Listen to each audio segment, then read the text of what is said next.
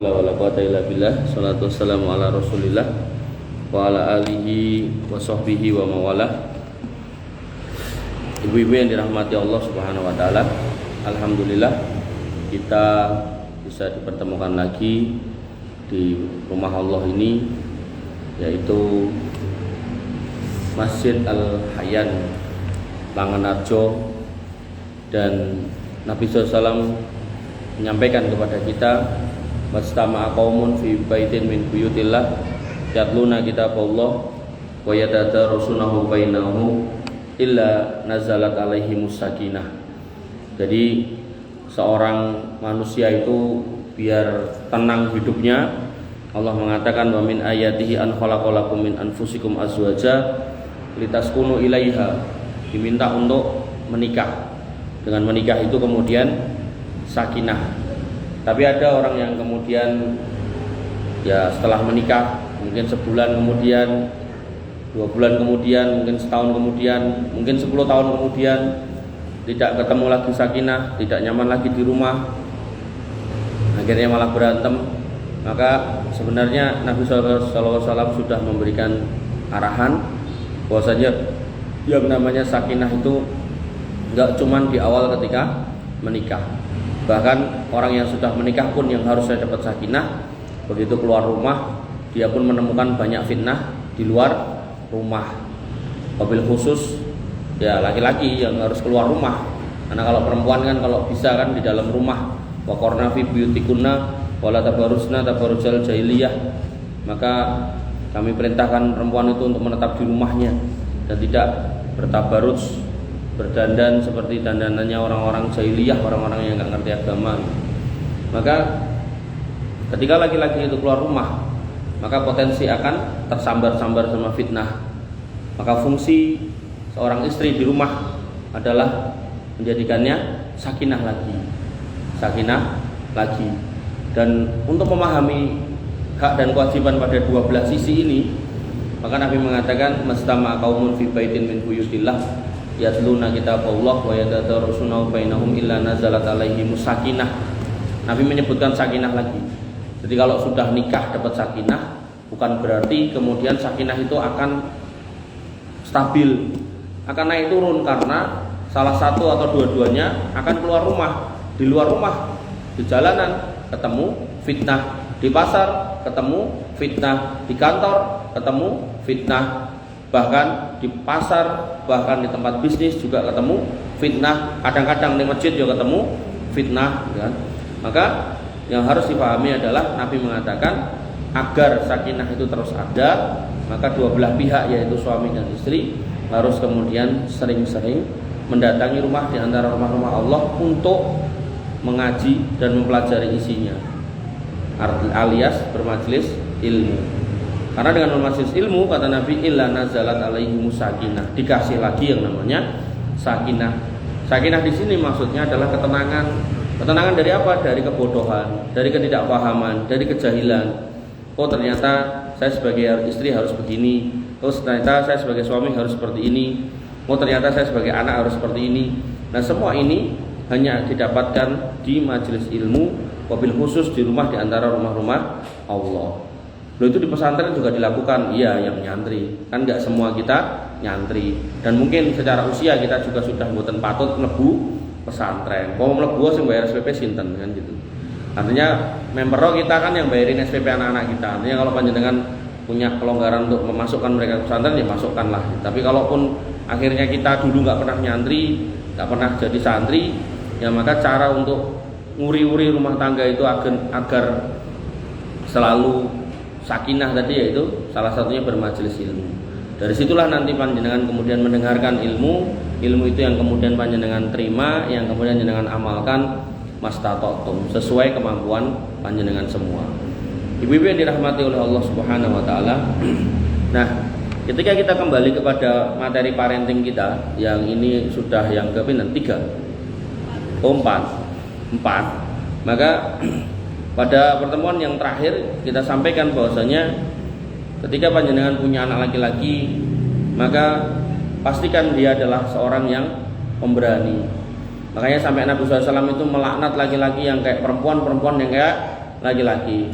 Karena laki-laki kalau sudah sifatnya atau mendekati atau kebiasaannya mainan-mainan perempuan, dan nanti umat ini mau bertumpu kepada siapa ketika membutuhkan laki-laki yang membela. Gak usah ngomong ke umat yang gede lah, jenengan wae lah sebagai ibu, sebagai orang tua, sebagai mbah misalnya wonten. Iku nek enek wong nakal, wong jahat sing mlebu omah terus jeneng njaluk tulung sapa ketika jenengan punya putra, punya putu, arep ning kamar mandi wae wedi gara-gara enek kecoa, padahal cah lanang gitu kan. Maka yang harus kita pahami, ini juga bagian dari parenting Islami, bagaimana seorang laki-laki itu harus ditunjukkan jati dirinya. Dan jangan sekali-kali ya, jangan sekali-kali panjenengan ngetuk-ngetuk ke pakaian, ngetuk-ngetuk ke atribut-atribut perempuan kepada anak laki-laki. Misalnya anak laki-laki ini putih, coba-coba ini tak bengesi sithik. Jangan pernah. Karena banyak anak laki-laki yang akhirnya jadi banci gara-gara percobaan dari saudaranya, keluarganya. Alhamdulillah mungkin ibunya, gitu kan. Mungkin ibunya anak lanang kabeh, terus pengen anak wedok, dalam metu lanang, ning kok yo koyok rada ayu gitu. Akhirnya terus dibengesi, dibedai, dikai klambi-klambi sing kaya cah wedok, akhirnya melambai gitu. Nah, maka orang-orang tua yang kemudian memiliki anak-anak yang laki-laki khususnya yang tidak punya prinsip, tidak punya ketegasan, kalau sekarang istilahnya laki-laki tulang lunak, maka harus banyak-banyak beristighfar kepada Allah Subhanahu wa taala dan memperbaiki produk gagalnya itu agar kemudian bisa kembalikan kepada fitrahnya, yaitu sebagai laki-laki. Laki-laki itu dinisbatkan oleh Allah Subhanahu wa taala dan Quran surat At-Taubah ayat 111, innallaha astara minal mu'minina anfusahum wa amwalahum bi anna lahumul jannah.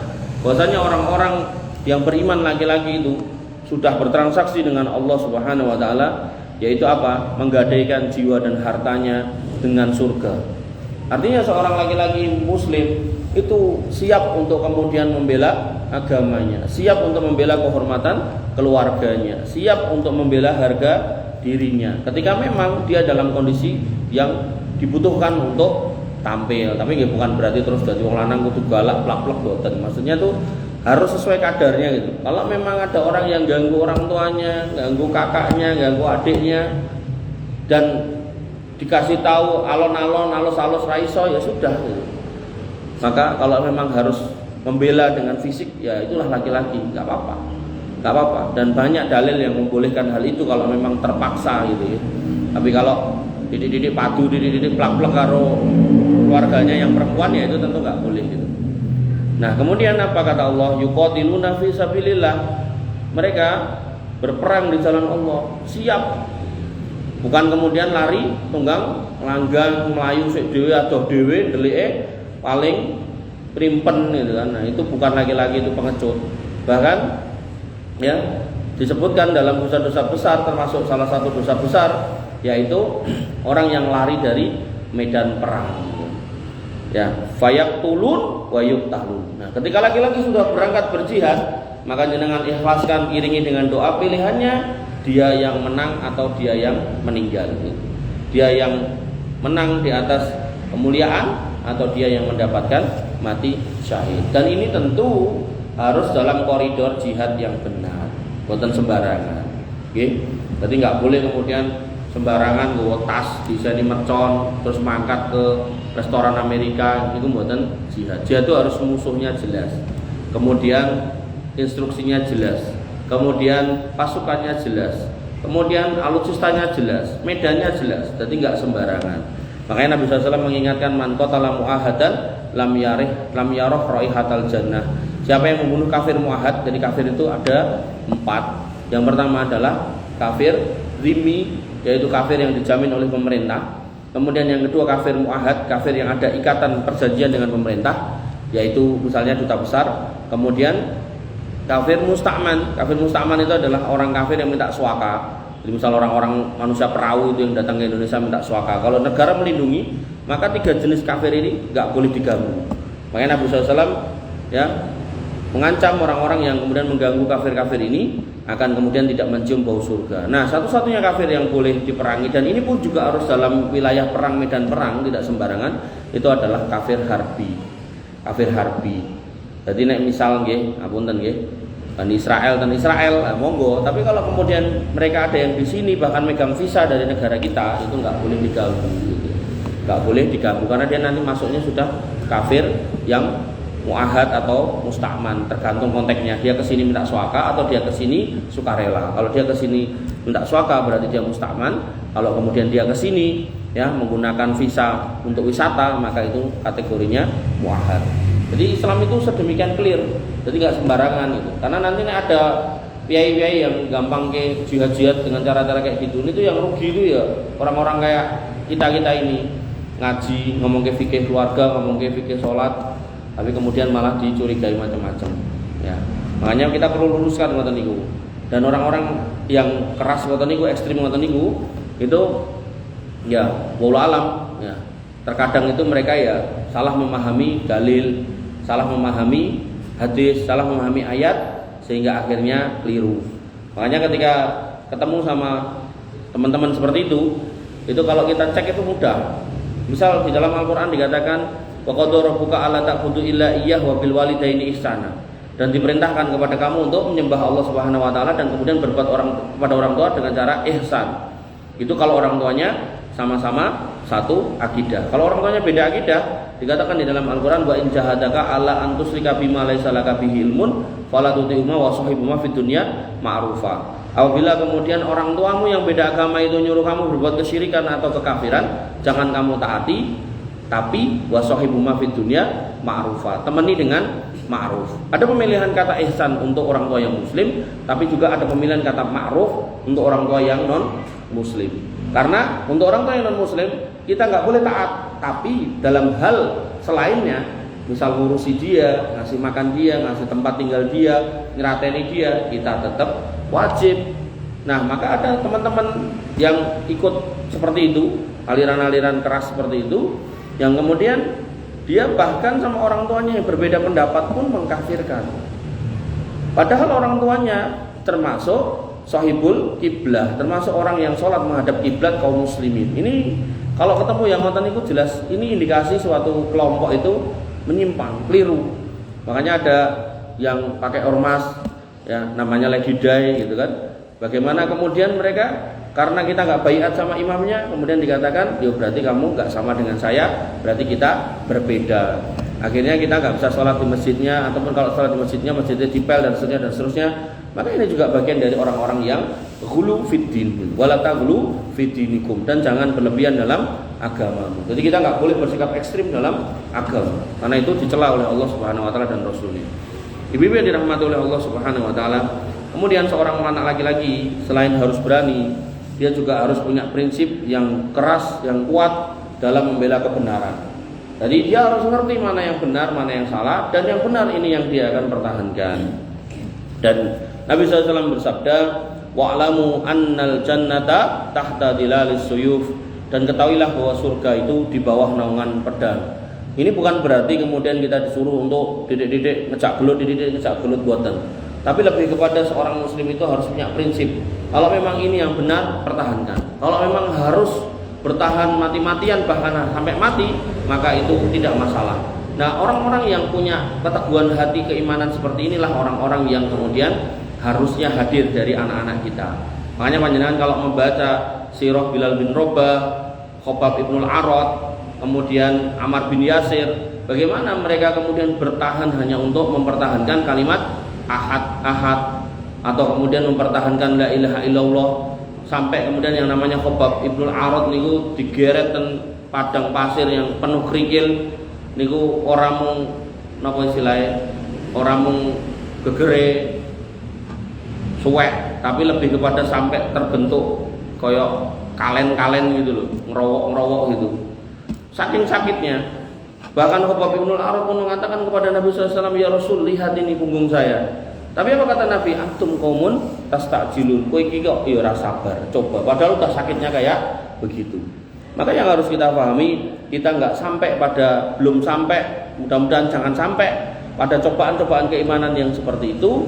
Paling enggak untuk menuju ke sana, dalam artian apapun nanti kita kan nggak tahu ke depan cobaan yang kita terima itu apa, maka persiapkanlah putra-putra kita, jangan sampai mereka menjadi anak-anak yang mudah menyerah, takut dalam mempertahankan kebenaran. Jadi kebenaran itu harus difahami, diyakini, wabil khusus diperjuangkan.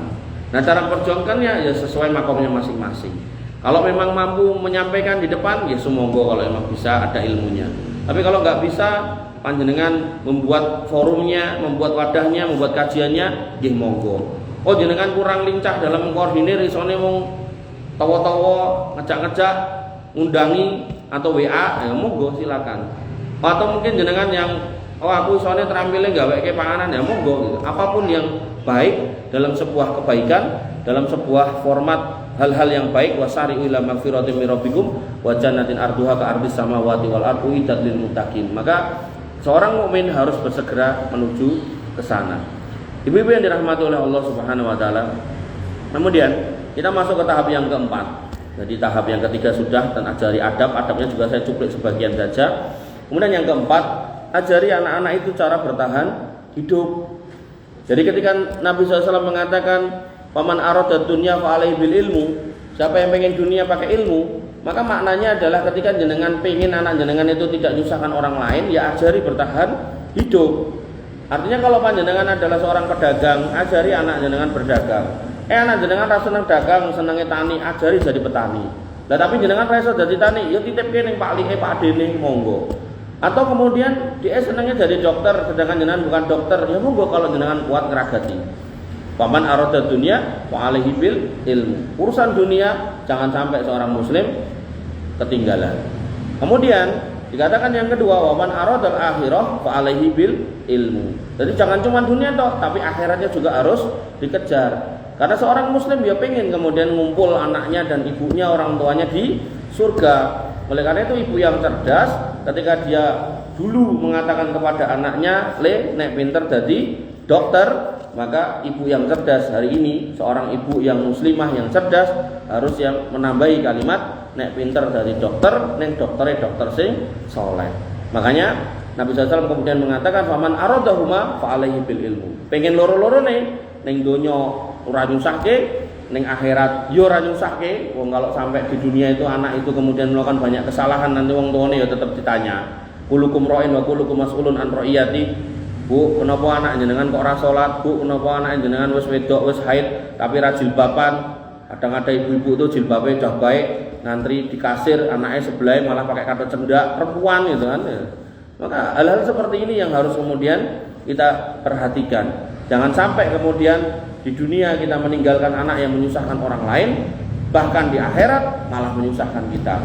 Maka yang paling baik gimana? Kalau memang memungkinkan ya, ajarkan dia ilmu dunia sekaligus ilmu akhirat. Kalau otaknya mampu. Nah, otaknya mampu, paling nggak kejar dulu jadi anak soli. Urusan dunianya ajari yang simpel-simpel saja. Misal kon dodol, kon bisnis. Tapi nah otaknya mampu, dia bisa jadi dokter hebat, dia bisa jadi engineer hebat, ya silakan sekolah kayak yang tinggi, apalagi jenengan yang mampu diragat monggo kan. Tapi kalau orang sanggup mah takku, aku contohnya jadi ustaz, oh orang boleh jadi ustaz, kamu pondok jadi ustazah.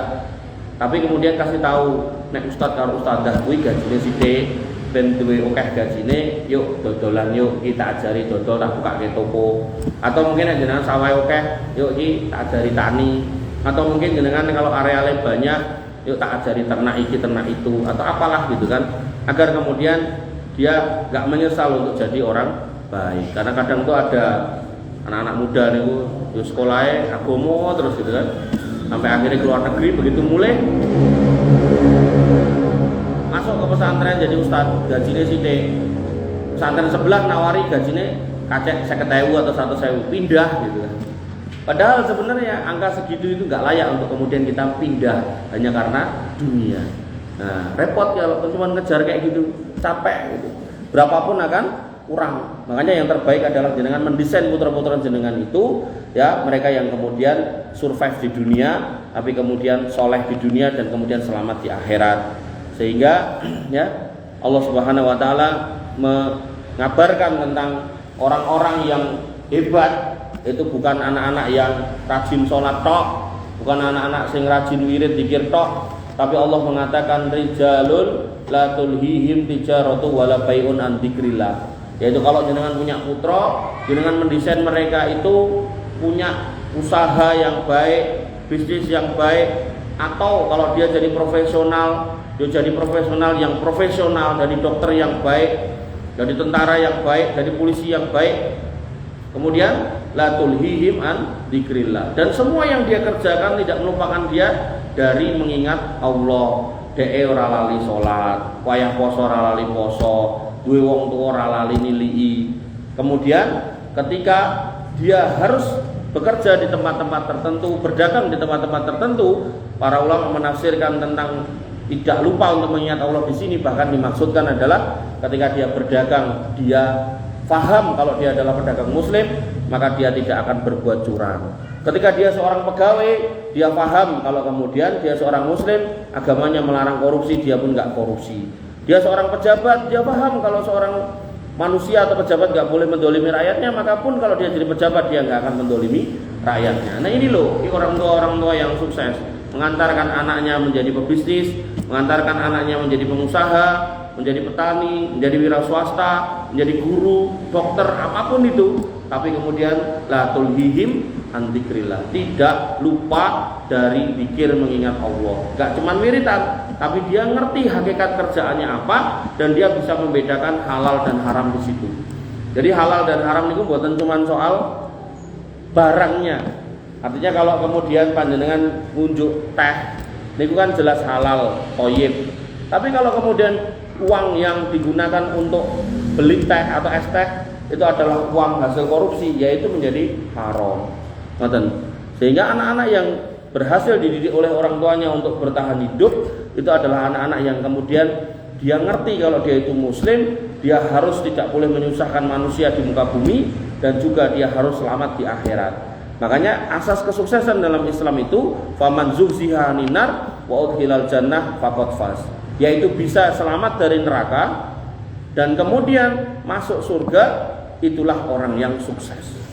Jadi kalau dulu jenengan pesan ke putrane sekolah pinter dari dokter, silakan. Sekarang ditambahi sekolah pinter dari dokter nih soleh, dokter yang soleh. Karena mungkin saya pernah cerita kali ya. Jadi ada dokter, jadi tentara, kemudian main judi online, terlilit utang 800 sekian juta, raiso nyaur, bunuh diri.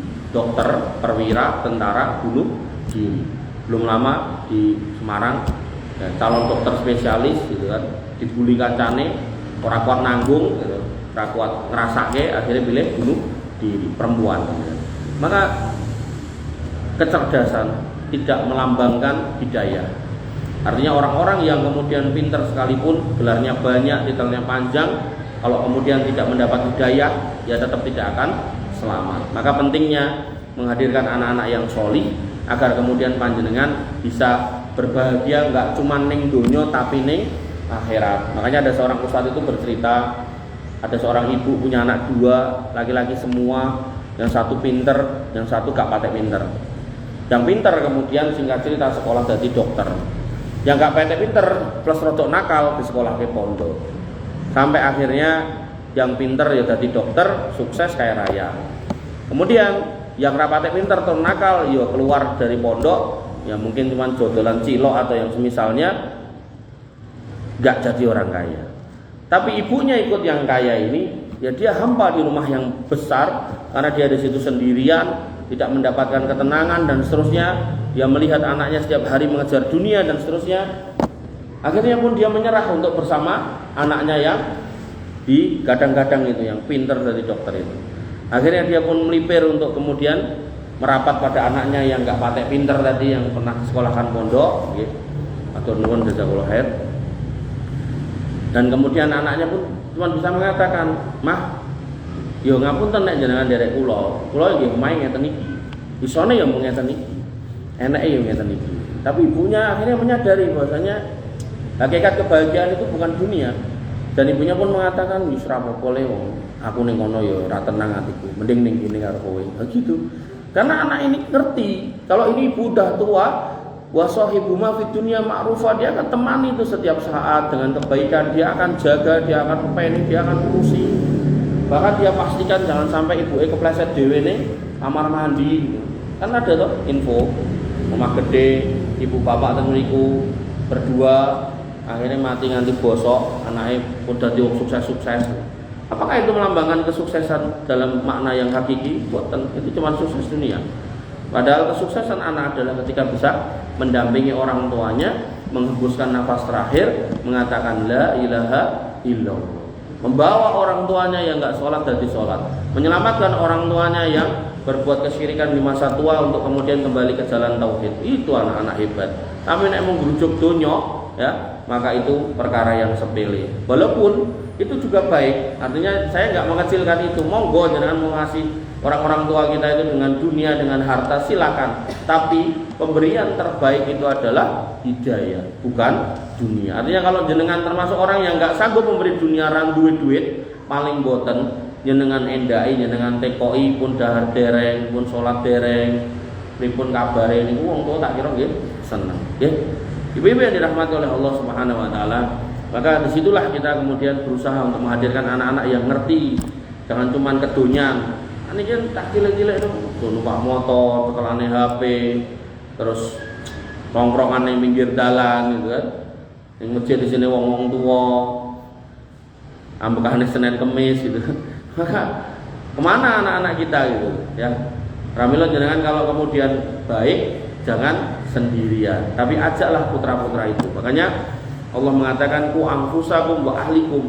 Jadi nek kita bisa baik, bisa duduk di masjid dengan nyaman, usahakan anak itu juga merasakan itu. Ajak, monggo terserah. Kalau kemudian dengan menjanjikan, oh di masjid mulai tak jajak mie ayam, silakan, nggak apa-apa. Itu bagian dari mengusahakan hidayah kepada anak. Jangan cuman kemudian lalu apa turuti, jalan apa turuti, akhirnya nanti ongel ditututi, ongel diajari, jenengan dewe yang pusing gitu kan. Apalagi udah tua, ngarep-ngarep melu bocahe tapi malah bocahe bertransaksi sama orang tuanya. Makanya ketika Allah mengatakan wa'budullah wa la tusyriku bihi syai'a wa bil walidaini ihsana, kata al-ihsan di situ, kata Nabi sallallahu alaihi wasallam, al-ihsan adalah anta'budallah fa annaka tara fa illam takun tara fa innahu yara.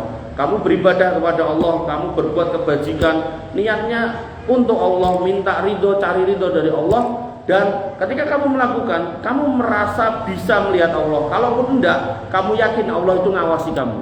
Ini menunjukkan sebuah proses beramal solih yang totalitas. Tapi apa yang terjadi sama banyak anak hari ini ketika berinteraksi sama orang tuanya? Dia mengatakan, "Bu, jenengan nek kersa kula openi, mengke sawah sebelah menika nggih kula." Kan ngoten to. Jenengan nek kersa nderek kula keprabone nggih kula. Lah masmu piye rasa dikei gitu kan. Bahkan dia pun juga berani mengatakan kepada saudaranya yang ra gelem ngurusi wong tuane, gandeng aku sing ngurusi simbok, omahe tak pek kabeh. Padahal sak dolim-dolimnya saudaranya, kalau memang itu haknya ya kita juga nggak boleh mendolimi. Maka hal-hal seperti inilah yang perlu kita pahami, bahwasanya anak ini nanti harus berbuat ihsan kepada orang tuanya yang mungkin adalah jenengan. Maka jangan cuma berharap dia ngerti untuk berbuat ihsan ketika waktu kecilnya kita nggak mendesain dia agar ngerti ihsan kuwi opo kan gitu. Makanya untuk sampai ke sana, buatlah kelonggaran-kelonggaran pada diri mereka, yaitu diajari tentang ilmu dunia dan diajari ilmu agama. Apalagi musimnya masih musim belajar, usianya masih usia belajar. Kalau kemudian usianya udah lebih lah nanti kita bicarakan, ya. Bapak Ibu yang dirahmati oleh ibu-ibu yang dirahmati oleh Allah Subhanahu wa taala. Dan dalam mendidik anak itu tentu yang terbaik itu enggak cuman ngongkon ngajari ngene ngono, tapi yang terbaik adalah nyontoni. Artinya kalau panjenengan kersa putrane jadi anak-anak yang berbakti, maka tunjukkanlah kalau jenengan juga anak yang berbakti kepada orang tua dan mertua. Dan saya termasuk yang paling enggak cocok kalau kemudian dadak ditekoi dhisik endi bakti wong tua karo mertua gitu kan. Sama aja.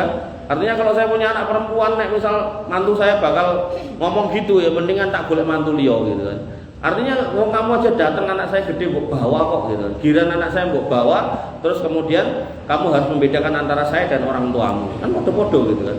Maka yang harus kita pahami, harusnya seorang anak atau mantu itu kemudian bisa mendudukkan mana yang lebih dulu untuk dibantu sesuai dengan urgensinya. Jadi bukan posisinya, tapi urgensinya. Oh, ternyata yang satu mertua saya ini sakit keras, yang satu cuma sakit panu orang tua saya. Ya tentu saya sakit keras dulu toh. Nah jenengan dhisik saya sakit panu lah, sakit keras ya selama mati toh gitu. Maka ini yang harus kita pahami. Jadi bukan kemudian membenturkan ngoten. Tapi kemudian bagaimana kemudian kita bisa menyeimbangkan antara mertua dan menantu tanpa kemudian harus mencari mana yang lebih dulu harus dibantu. Termasuk soal ketika Nabi mengatakan umuka summa abuka, ibumu lalu bapakmu. Itu bukan berarti nek jenengan ditimbali pae terus sakarepe dhewe mboten. Ya tetap harus disauri, disamperi gitu. Cuman dalam kondisi sama-sama manggil, sama-sama manggil, sama-sama perlu, sama-sama butuh, nah ibu mungkin lebih diutamakan. Ngoten. Tapi nek ibuke enggak nyeluk, bapak eleng nyeluk dadak tekok, Bu jenengan mbok nyeluk kula. Nah, ini kan juga enggak tepat gitu loh. Wong sing butuh pae nggih moroten pae kan ngoten. Makanya ketika kita menghayati benar siklus kebaktian dalam keluarga, maka kita akan ngerti ada keseimbangan yang menarik dari ajaran Nabi SAW. Yaitu apa? Seorang anak diperintahkan untuk bakti kepada ibunya, kan ngoten toh? Seorang ibu yang merupakan istri diperintahkan bakti kepada suaminya. Nah, si suami yang ada di atas ini dia diperintahkan untuk ngayomi anak istrinya. Ibu anak kon ngurusi mboke, mboke ngurusi bapake ngurusi anak karo bojone. Ini menunjukkan sebuah siklus yang seimbang dan ini enggak dengan temukan di agama manapun. Makanya ketika kita mendapati desain seperti ini dalam Islam, maka kita hakul yakin mengatakan bahwasanya inilah agama yang benar. Inna dina indallahil Islam. Makanya Allah kemudian menegaskan, wa may yabtaghi ghairal islami dina fala yuqbala minhu wa huwa fil akhirati minal khasirin. Siapa yang kemudian mencari jalan selain Islam, gak akan diterima jalan itu dan dia akan di akhirat menjadi orang merugi. Bahkan di dunia ketika kita mencari jalan selain Islam pun kita juga akan keliru. Gak akan ketemu kenyamanan, gak akan ketemu kebahagiaan, gak akan ketemu jalan yang enak, jalan yang benar.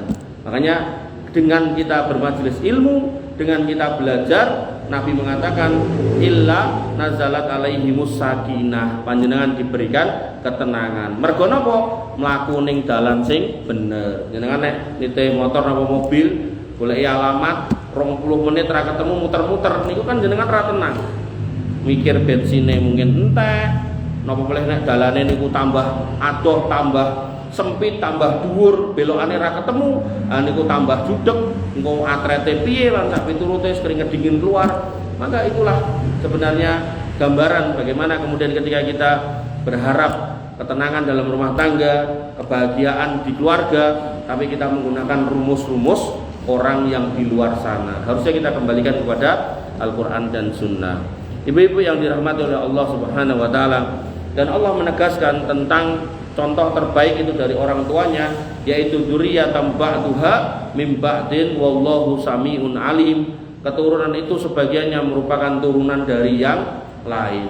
Artinya kalau panjenengan ini rajin sholat, maka Anda punya hak untuk memiliki anak yang rajin sholat. Jangan dibalik. Ada sebagian orang tua yang ngomong, wes sementing kowe sing rajin sholat, pak era sholat ora popo. Sing penting kowe sing sekolah dadi cah bener, pak dadi rampok ya ora popo. Niku dalam Islam tidak berlaku rumus ngoten niku.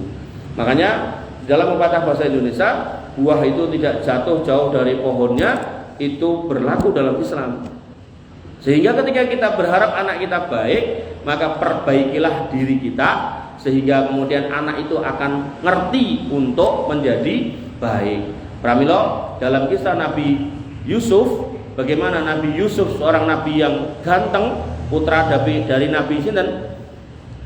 Putra dari Nabi sinten? Nabi Yusuf niku sinten? Yakub alaihi salam. Di mana Nabi Yusuf itu punya saudara cacahe pinten? 11, 12 ya sama Nabi Yusuf. Nah, Nabi Yusuf dalam perjalanannya digoda sama Zulaikha. Mungkin sebagian kita taunya sing gelem, sing ngebet namung Zulaikha. Tapi apa kata Al-Qur'an? Ithammathu wa hamma biha. Bahwasanya Zulaikha mau Yusuf niku jane yo kersa.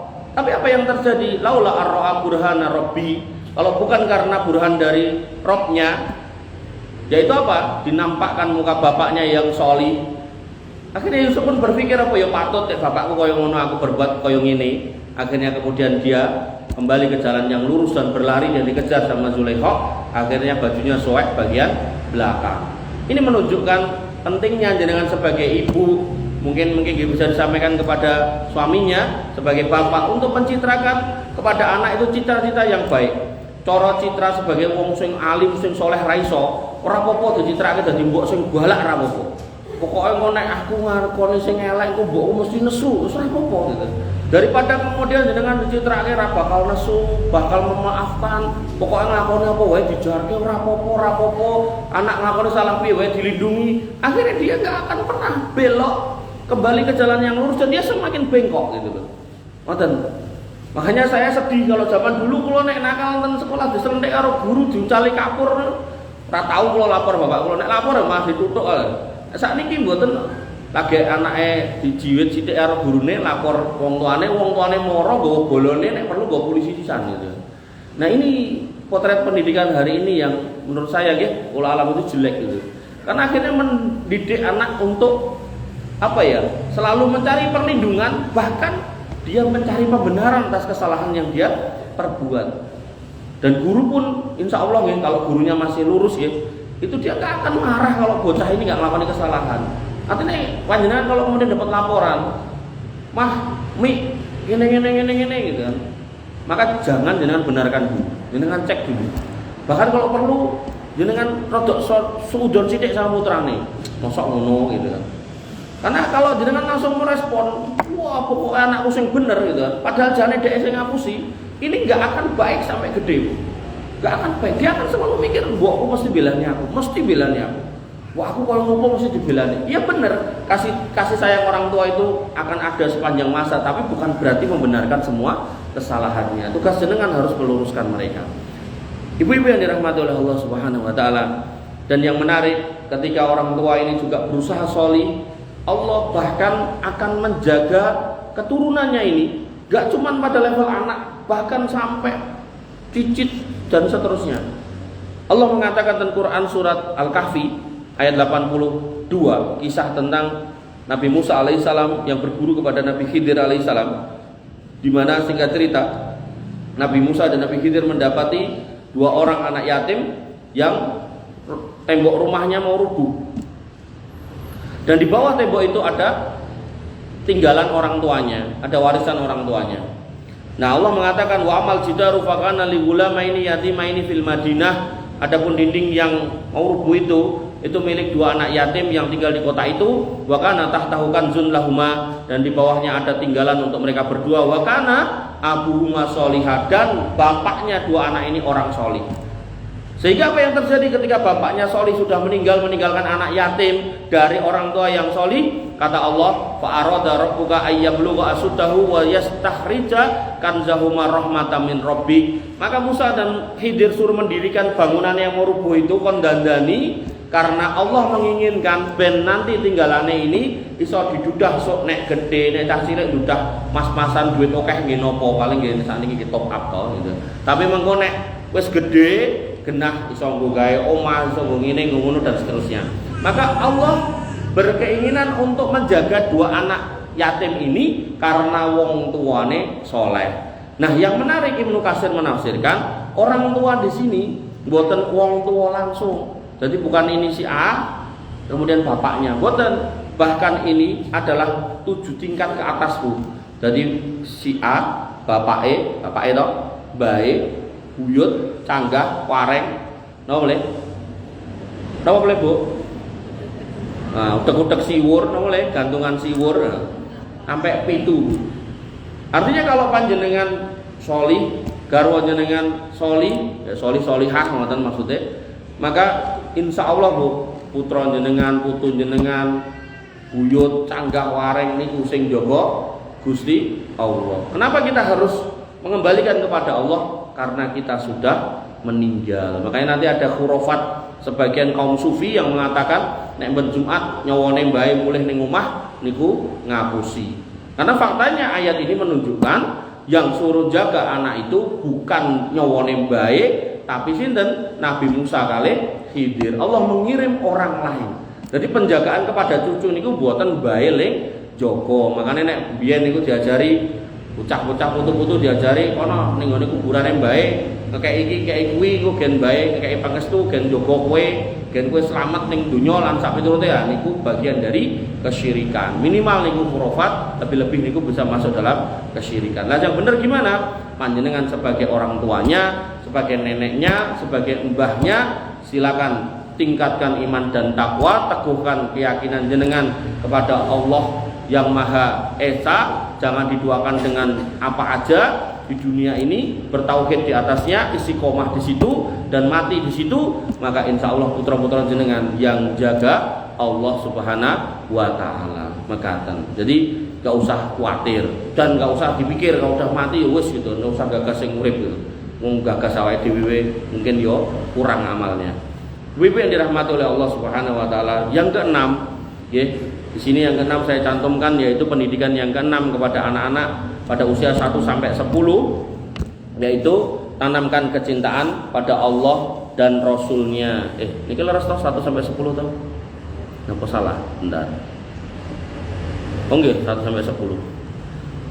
Jadi 1 sampai 10 itu usia emas gitu. Nah, ini kita tanamkan kecintaan pada Allah dan Rasulnya.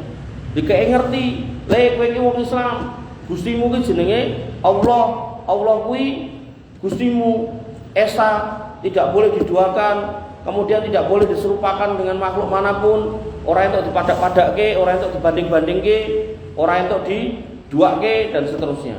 Ngene iki keliru, sing bener ngene, kowe kudu ngene, kudu ngono gitu kan. Makanya di situ di Saudi Arabia itu diajarkan bagaimana kemudian anak-anak masih SD itu diajarkan kitab namanya Ushulus Salasah, yaitu kitab pondasi 3 hal, yaitu mengenal Allah, mengenal Rasulnya, dan mengenal agamanya. Jadi cah cilik-cilik jadi ngerti Allah itu siapa, Nabi Muhammad itu sinten gitu kan. Cah cilik-cilik saat ini tekoki apa para sahabat namanya siapa ra mudeng, sing mudeng ya Pokemon apa niku malah mudeng ya niku. Nah, maka ini PR buat kita semua. Nabi SAW bersabda, la yu'minu ahadukum hatta akuna ahabba ilaihi min walidihi wa waladihi wan nasi ajmain. Tidak sempurna iman seorang di antara kalian sampai aku menjadi orang yang lebih dicintainya daripada bapaknya, anaknya, dan seluruh manusia. Artinya kita, suami kita, bahkan anak kita itu harus kemudian menghadirkan kecintaan kepada Allah, Rasulnya, dan juga agama ini melebihi kepada siapapun. Artinya kalau kemudian kita mau mencintai pasangan kita harus cek pasangan kita cinta nggak sama Allah. Gampangnya piye? Gampangnya ngeten. Jenengan nek gadah garwa, lah garwane salat ora. Oh, garwaku mergo lemu kaya ning ngarepan kae aku dadi saiki sayang ora cinta gitu. Tapi nek lemu kaya ning ngarepan tapi nek salat, nah, daripada kemudian ganteng ning ra salat, nah, gitu kan. Makanya harus kita pahami kecintaan kita itu harus beriringan dengan kecintaan kepada Allah dan Rasulnya. Itu yang disebut dengan al-wala wal bara. Jadi jangan melihat fisiknya, jangan melihat dunianya, jangan melihat hartanya, tapi lihatlah bagaimana kemudian dia berjuang mengabdi kepada Tuhannya. Makanya saya selalu sampaikan di banyak kajian keluarga niku, angger sik di bojo wayah salat mangkat salat ora usah dikongkon, wayah kerja golek nafkah mangkat ora usah dadak opiak-opiak, pun niku mangeman-eman gitu kan. Karena longko piyai ngoten niku. Sing enten niku ya cah bagus-bagus ning males kerja atau bagus-bagus ning ya ora salat niku kathah niku. Bahkan mungkin bagus-bagus ya seneng wong wedok niku seneng wong lanang niku nggih enten gitu kan. Nah, hal-hal seperti ini yang jenengan harus hati-hati. Artinya kalau panjenengan masih punya pasangan-pasangan yang kemudian istiqomah untuk menjadi hamba Allah yang taat, begitu juga istiqomah untuk menjadi tulang punggung, bukan laki-laki sing gaene tulang tulung gitu kan. Maka disitulah panjenengan harus banyak-banyak bersyukur karena Allah sudah mendatangkan orang-orang seperti itu. Senajan mungkin cendek, ireng gitu kan atau apapun lah gitu kan.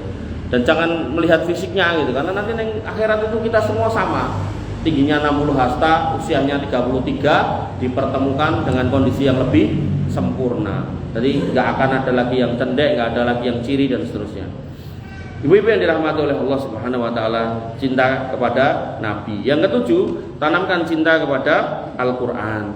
Maka seorang anak dari seorang yang beriman harus dikenalkan Al-Qur'an.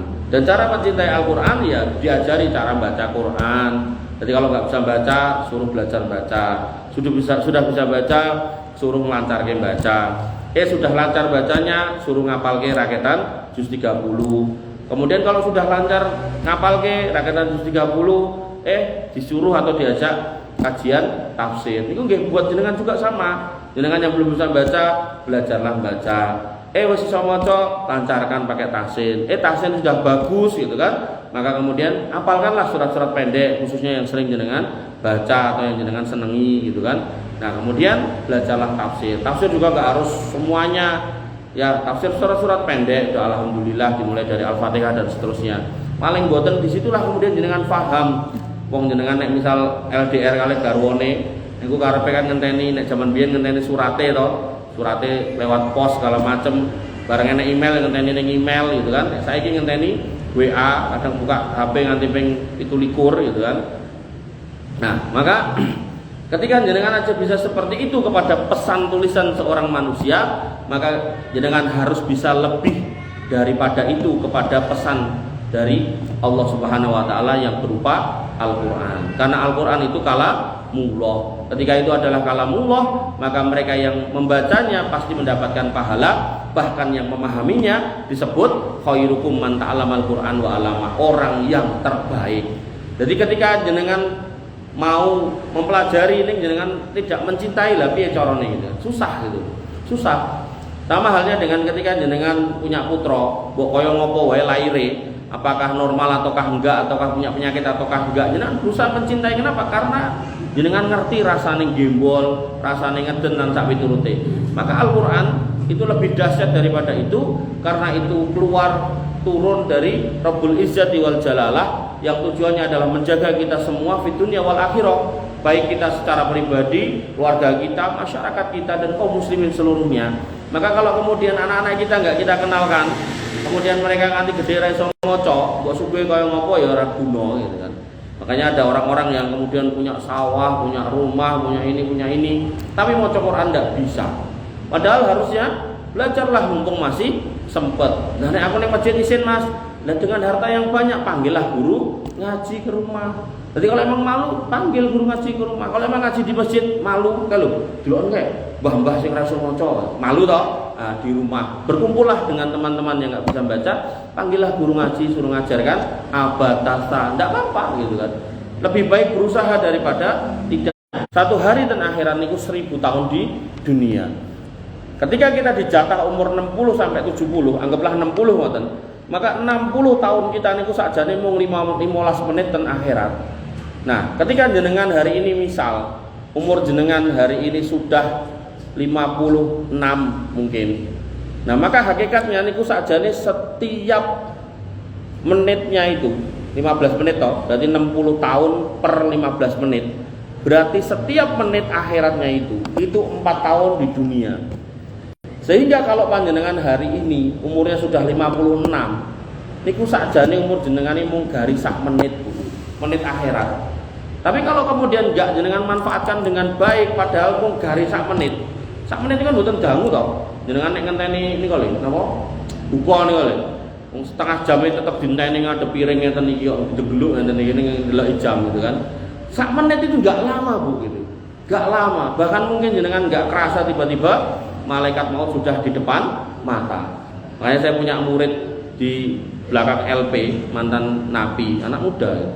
Tapi begitu kemudian dia dapat hidayah, semangatnya belajar luar biasa. Jadi lingguh ning arep dhewe, gaene kula pace ya ora tau nesu, ning gaene tekok macam-macam.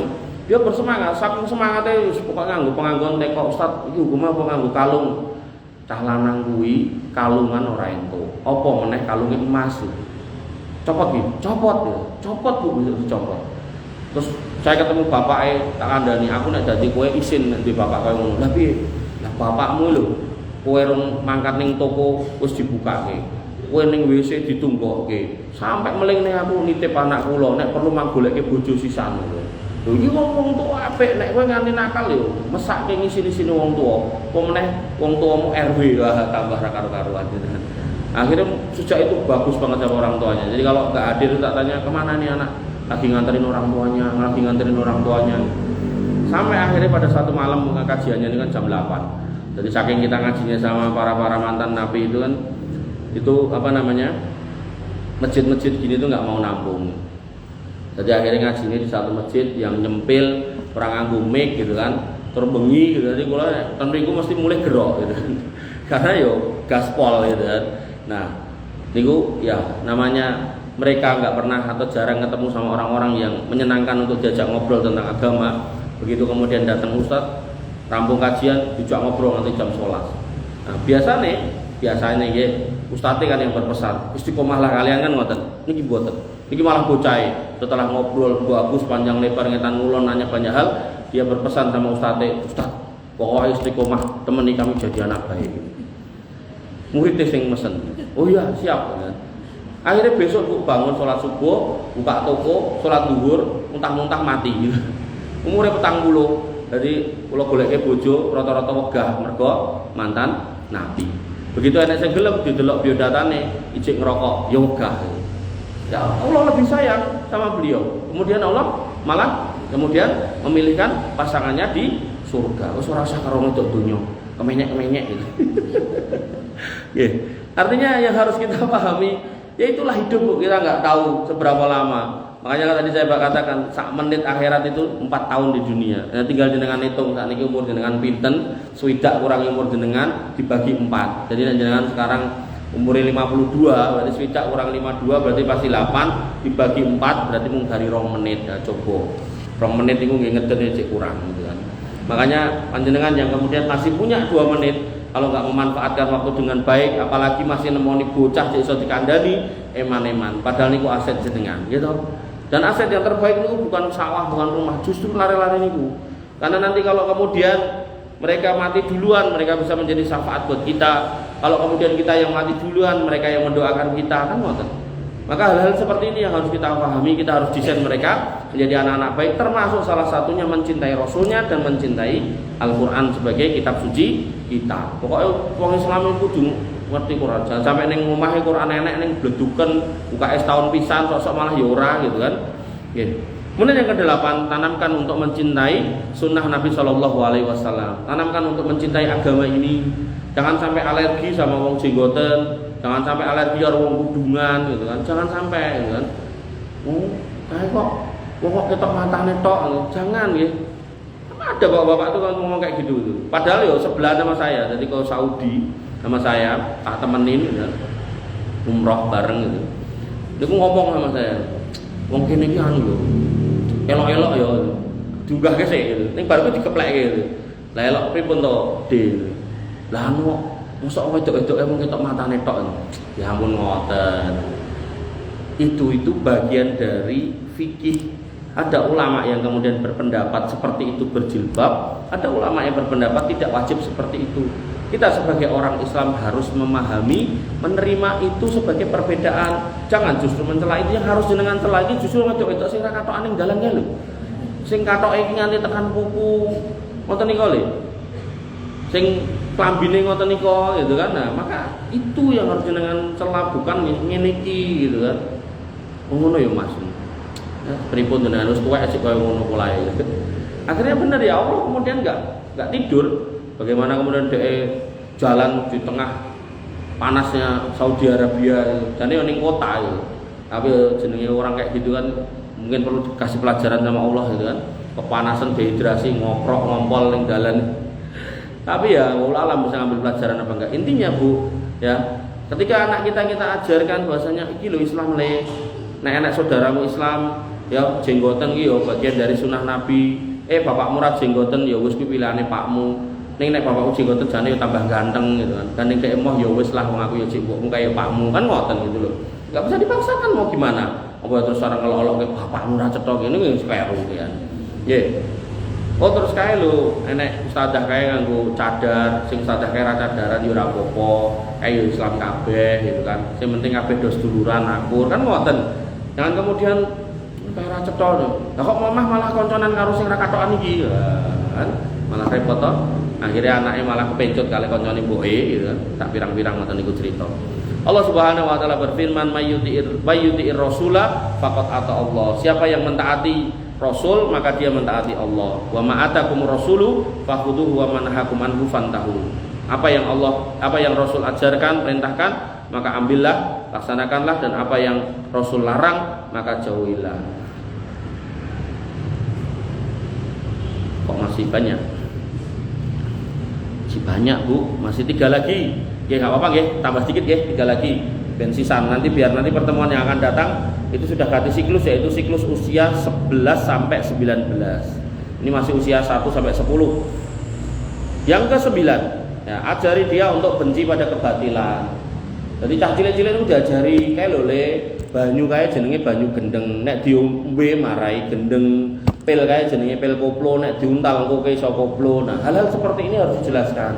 Termasuk kemudian iki peleme pake kayak peleme tanggane, nek peleme pake mbok pangan halal, peleme tanggane mbok jikok haram, ngoten. Agar kemudian dia dari kecil itu paham. Jangan sampai kemudian dia mendolimi orang lain, jangan sampai dia kemudian mengambil harta orang lain, jangan sampai dia kemudian memakan barang-barang haram dan seterusnya. Ngoten. Maka ini bagian PR panjenengan. Allah Subhanahu wa taala berfirman dalam Quran surat An-Nisa, "Wa may yushaqiqir rasula mim ba'di ma tabayyana lahul huda wa yattabi' ghayra sabilil mu'minin nuwalli ma tawalla wa nuslihi jahannam wa sa'at masira." Siapa yang menentang Rasulnya setelah jelas kebenarannya, dia akan mengikuti jalan orang-orang yang bukan orang mukmin. Kami biarkan dia leluasa dalam kesesatan yang telah dikuasainya, dan kami masukkan dia ke dalam jahanam, dan jahanam itu sejelek-jelek tempat untuk kembali.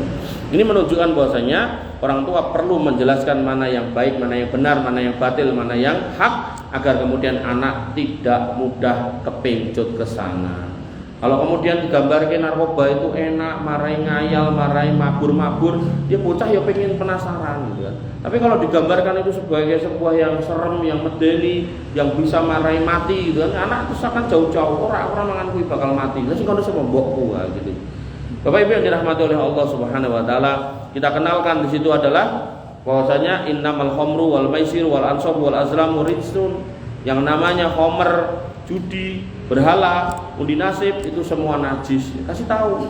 Makanya anak-anak yang kita kasih tahu kalau babi itu haram sejak kecil, nanti tua dia akan ngerti babi itu haram, sehingga walaupun daging sapi itu harganya 5 kali lipat, dia tetap pilih tuku daging sapi, orang bakalan mipek daging babi gitu loh.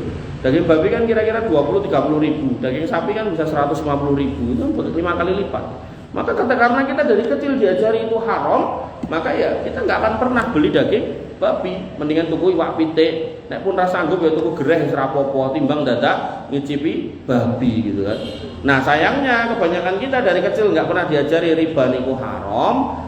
Barang gede nek sing ngandani riba iki haram ya tetap nekat gitu kan. Motore kreditan gitu. Nah, kemudian yang ke-10, ajarkan anak-anak ini cinta majelis ilmu, ya. Kenapa? Karena mereka yang selamat adalah mereka yang punya rasa takut kepada Allah, dan orang-orang yang takut kepada Allah dikatakan innama yakhshallahu min ibadihil ulama. Orang-orang yang takut kepada Allah itu ya orang-orang yang disebut ulama. Ulama ini adalah orang-orang alim, orang-orang yang paham tentang agama. Kefahaman dari agama didapatkan dari majelisnya. Kalau masih anak-anak ya majelisnya mungkin di pesantren, di sekolah silakan. Tapi kalau kemudian ngapunten mungkin jenengan nggak sanggup nyekolah ke, maka kalau jenengan pengaosan nopo pas ahad, nopo pas jumat, nopo pas ten masjid, nopo ten masjid budi dicangking putrane.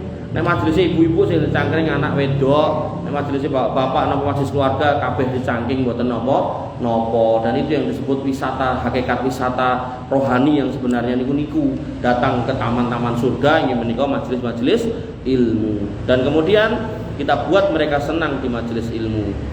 Ibu-ibu yang dirahmati oleh Allah Subhanahu wa taala, terakhir ya, yang ke-11, kita ajarkan anak itu untuk selalu berbuat keadilan. Allah Subhanahu wa taala mengatakan i'dilu baina abnaikum. Maaf, Nabi SAW bersabda kepada orang-orang tua, i'dilu baina abnaikum, i'dilu baina abnaikum, i'dilu baina abnaikum. Bersikap adillah kepada anak-anakmu, adillah kepada anak-anakmu, adillah di antara anak-anakmu. Ini menunjukkan pesan kepada orang tua untuk bersikap adil kepada anaknya, karena anaknya nanti melihat ketika orang tuanya adil, maka anaknya juga akan berusaha menyikapi baik orang tuanya. Berapa banyak anak yang nggak mau melihat orang tuanya ketika tua karena orang tuanya pilih kasih. Wong tua ngomong, "Ya aku omah iki nggo anak ragil, anak barep gandeng wis lunga kono-kono sekono, iki anak ragil, pokoknya nggo anak barep, anak ragil keprabone."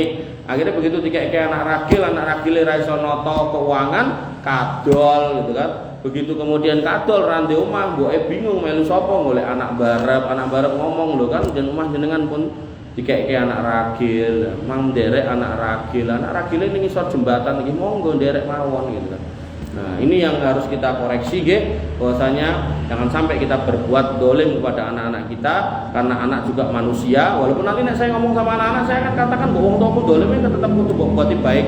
Tapi kan di sini panjenengan sebagai orang tua jangan buat dolim kepada anak-anak. Bapak Ibu yang dirahmati oleh Allah Subhanahu Wa Taala, sampai satu ketika Nu'man bin Bashir pernah mendatangi Nabi Shallallahu Alaihi Wasallam, kemudian menginginkan bahwasanya Nabi menjadi saksi atas pembagian hibahnya. Kemudian Nabi bertanya, kowe duwe anak liyane apa ora? Apa anakmu si Nu'man iki tok? Pak Bashir itu ditanya, apa kowe anakmu si Nu'man iki tok? Kata si Pak Bashir, enggak, saya punya yang lain. Maka kata Nabi SAW, ittaqullah wa'dilu baina auladikum. Ya, bahwasanya fala tushidni idan. Nek anakmu liya ora mbok kei aku ora gelem dadi saksi. Fa inni la ashadu ala jaurin. Karena aku tidak bisa jadi saksi atas perbuatan dolim. Ittaqullah wa'dilu baina auladikum. Bertakwalah kepada Allah dan berbuat adillah di antara anak-anakmu. Dan Nabi SAW pernah mengingatkan sahabat ya dengan perkataannya, atau hibbu ayyakunu fil birri sawa. Nek kowe berbuat gak adil sama anakmu, apa kowe pengen anakmu memperlakukan kamu juga gak adil? Dia membandingkan kamu dengan mertuanya, akhirnya dia condong ke mertuanya karena mertuanya lebih baik daripada orang tuanya, apa ya seperti itu gitu. Apakah engkau pengen anak-anakmu sama berbuat bakti sama kamu semua? Kalau memang iya, maka lakukan dengan adil. Dan adil gak harus sama. Oke, adil gak harus sama, ada takarannya. Dalam konteks hibah ya, maka rumusnya 1:2 atau sama. Pilihannya niku. Jadi nek ada orang tua mau membagi harta buat anaknya, pilihannya cuma 2, didom roto atau 2:1, 2 untuk laki-laki, 1 untuk perempuan. Pilihannya niku, gak ada pilihan kedua dan ketiga dan seterusnya. Tapi kalau konteksnya waris, harus pakai hukum waris, selesai. Nah, hibah diberikan ketika orangnya masih hidup, dan hibah tidak boleh dibagi habis sehingga tidak ada yang diwariskan. Artinya nek jenengan punya sawah 30 patok, sing 15 patok didumke entuk, sisane 15 iso warisan. Tapi nek duwene omah siji gitu kan, mung 100 meter terus mau didum, habis itu nanti warisan enggak ada, mending enggak usah. Berapa banyak orang tua yang kemudian membagi hartanya sedangkan dia belum meninggal, dengan harapan nanti anaknya ora kere-keran ning sakjane dia pengen lari dari pemaris, akhirnya begitu kemudian sudah didum terus entek, akhirnya orang tuanya ya tetap terusir dari rumah anak-anaknya. Karena yang namanya Allah ketika menetapkan hukum waris, di situ ada keadilan yang luar biasa. Kita tinggal melu, tapi sebagian manusia memilih yukhadi'unallah wallahu yukhadi'unahum. Bahwasanya Allah, dia pengen menipu Allah, tapi Allah mampu untuk membalas tipuannya. Yaitu apa? Yaitu entek gitu. Entek kemudian dia malah kemana-mana gak karu-karuan. Nah, ini yang harus kita koreksi. Jangan sampai kemudian kita terjebak di situ dengan perasaan-perasaan yang ada di diri kita, kemudian kita tidak berbuat adil, tidak pakai rumus-rumus yang jelas, tidak menggunakan aturan-aturan agama, akhirnya kita mendapati anak-anak kita malah berantem gara-gara kita. Bapak ibu yang dirahmati oleh Allah Subhanahu Wa Taala, apabila cakap semanten dengan saged kula aturaken, kirang langkungipun nyuwun pangapunten, kita akhiri dengan doa nggih, panjenengan aminkan agar kemudian ya doa pada asar menjelang maghrib itu termasuk doa yang mustajab untuk konteks hari Jumat, agar kemudian doa-doa yang kita aturkan ini dikabulkan oleh Allah Subhanahu Wa Taala. Wabil khusus di situ insya Allah nanti ada doa-doa untuk putra-putra kita semua. Bismillahirrahmanirrahim. Alhamdulillahirabbil alamin. Hamdan syakirin, hamdan naimin, hamdan yuwafi ni'amahu yukafi mazidah. Ya Rabbana lakal hamdu kama yanbaghi li jalalika wa azimi sultanik. Rabbana lakal hamdu anta nuru samawati wal ardi wa man fina wa lakal hamdu. La ilaha illa anta subhanaka inna kunna minadh dhalimin. Wa illam taghfir lana wa tarhamna lanakunanna minal khasirin. Allahumma ighfir lil muslimina wal muslimat wal mu'minina wal mu'minat al ahya'i minhum wal amwat innaka sami'un qaribun mujibud da'wat wa ya qadiyal hajat. Rabbana dzalamna anfusana wa illam taghfir lana wa tarhamna lanakunanna minal khasirin. Rabbana ighfir lana dzunubana wa li ikhwanina alladziina sabaquna bil iman wa la taj'al fi qulubina ghillan lil ladziina amanu rabbana innaka ra'ufur rahim. Rabbana ighfir lana dzunubana wa li walidina warhamhum kama rabbawna shighara. Allahumma ighfir lahum warhamhum wa'afihim wa'fu anhum wa akrim nuzulahum wa wasi' madkhalahum waghsilhum bil ma'i wasalji wal barad Allahumma taqabbal minna siyamana wa qiyamana wa ruku'ana wa sujudana wa tahassu'ana wa tadarru'ana la ilaha illa anta subhanaka inna kunna minadh dhalimin. Rabbana hab lana min azwajina wa dhurriyyatina qurrata a'yun waj'alna lil muttaqina imama waj'alna lil muttaqina imama. Allahumma ja'alna muqiminas shalah min dhurriyyatina rabbana wa taqabbal du'a. Allahumma ja'al hadzal baladan aminan mutma'innan warzuq ahlahu minas samarati wajnubna wa banina an na'budal asnam. Allahumma aslih auladana wa aslih aba'ana wa aslih ummahatana wa aslih azwajana wa aslih ikhwanana wa akhwatana wa asatidana ya arhamar rahimin. Irhamna faghfir lana ma qaddamna wa ma akharna wa ma a'lanna wa ma asrarna wa ma anta alamu bihi minna la ilaha illa anta subhanaka inna kunna minadh dhalimin wa illam taghfir lana wa tarhamna lanakunanna minal khasirin. Rabbana hab lana minas solihin Rabbana hab lana minas solihin Rabbana hab lana minas solihin ya arhamar rahimin. Irhamna wa irhamhum ya dzal jalali wal ikram. Allahumma inna nas'alukal jannah wa ma qarraba ilaiha min qawli wa amal wa na'udzubika minan nar wa ma qarraba ilaiha min qawli wa amal.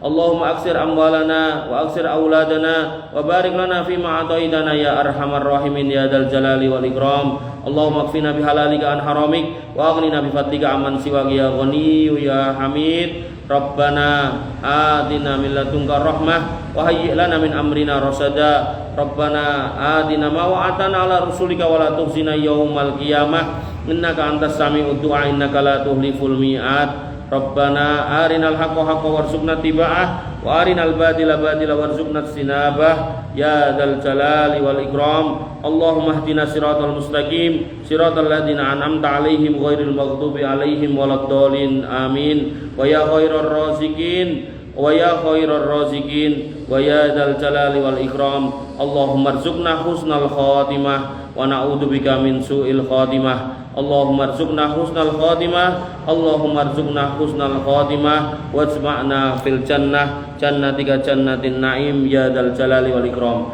Rabbana atina fid dunya hasanah wa fil akhirati hasanah wa qina adzabannar wa qina adzabannar wa qina adzabannar wa akhiru da'wana alhamdulillahi rabbil alamin wa sallallahu ala nabiyyina Muhammadin wa ala alihi wa sahbihi wa sallim ajmain. Akhiru kalam subhanakallahumma bihamdika asyhadu an la ilaha illa anta astaghfiruka wa atubu ilaik. Assalamualaikum warahmatullahi